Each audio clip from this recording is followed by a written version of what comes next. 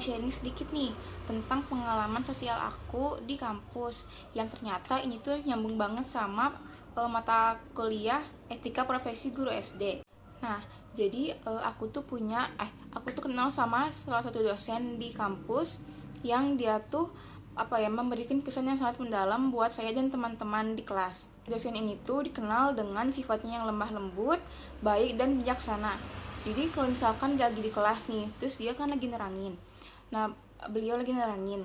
Terus dari kita tuh adalah yang tidak memperhatikan si dosen ini. Nah, beliau tuh bakal menegur dengan lemah lembut tanpa mempermalukan kita. Jadi kayak Aduh pusing, pala otak, pala Barbie pusing, bolak-balik, maju, mundur, maju, mundur, maju, mundur, maju, mundur. Kayak menegur kita dengan lebih pengertian gitu. Nah, cara beliau menegur tuh bikin kita sadar tanpa merasa disalahkan gitu. Terus juga dosen ini tuh bisa menguasai kelas dengan baik. Jadi kalau misalkan lagi nerangin, semua tuh pada fokus diem merhatiin ke depan gitu. Jadi bukan karena takut, tapi karena merasa nyaman dan respect sama dosen ini gitu. Nah, kalau dikaitkan sama pelajaran etika profesi SD, etika profesi guru, si dosen ini tuh sudah menggambarkan nilai-nilai etika yang seharusnya dimiliki oleh seorang pendidik. Nah, si dosen ini tuh memiliki sifat yang baik, tanggung jawab, empati, dan juga bijaksana. Nah, beliau ini memiliki sifat keteladanan juga. Kan kalau seorang pendidik tuh sebagai figur yang akan dicontoh oleh peserta didiknya gitu.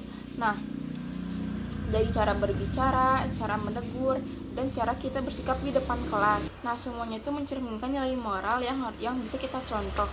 Nah, beliau tuh kalau negur tuh nggak pernah marah, tapi menegur dengan sopan dan menumbuhkan kesadaran kepada kita yang ditegur gitu. Jadi, nah itu tuh menunjukkan bahwa keteladanan itu bisa ditunjukkan melalui hal-hal yang kecil.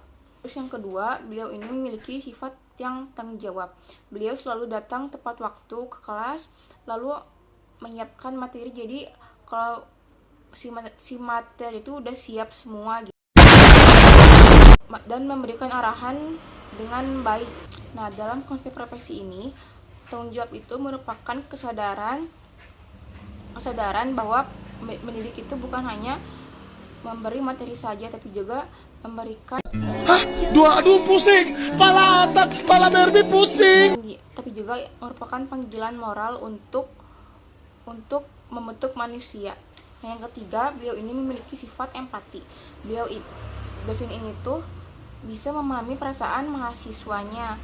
Jadi kalau misalkan ada yang melakukan kesalahan, dia tuh gak langsung menegur, tapi dia tuh gak langsung menilai si mahasiswa itu, tapi memberi arahan dengan lembut gitu. Nah, ini tuh sesuai dengan prinsip humanisme pendidikan, yang dimana bahwa setiap peserta didik itu punya potensi dan perlu diperlakukan dengan perasaan yang hormat. Nah, dosen ini tuh sudah menerapkan nilai-nilai etika di dalam kelas.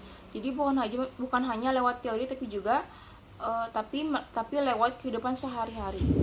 Nah, dari pengalaman itu aku tuh sadar kalau misalkan etika profesi itu bukan aturan kode etik yang hanya tertulis gitu, tapi itu tuh sebuah sikap hidup yang harus dimiliki oleh setiap pendidik.